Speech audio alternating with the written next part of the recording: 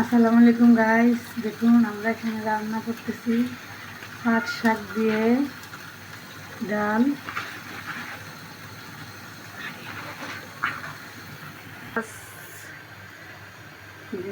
দিয়ে দিলাম পেঁয়াজ কুচি।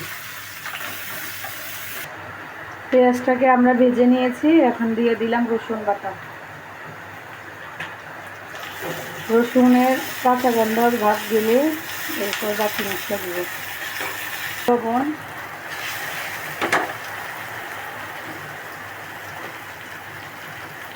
এরপর দিয়ে দিলাম হলুদ, দিয়ে দিলাম মরিচ, দিব জিরা গুঁড়া, কষানোর জন্য পানি।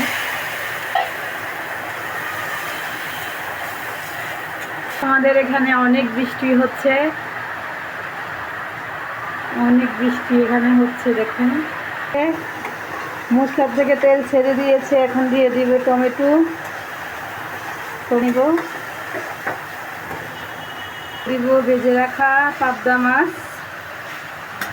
এখানে দিয়ে দিব পরিমাণ মতো পানি।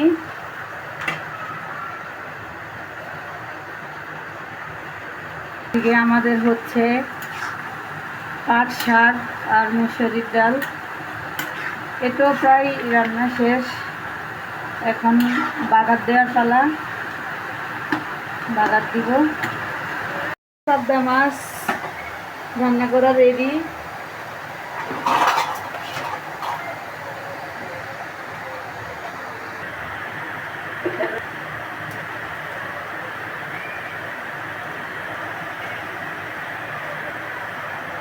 এখন দিয়ে দিলাম।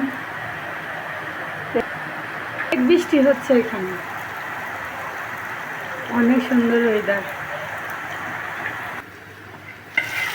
এখন আমরা বাগার দেওয়া কমপ্লিট।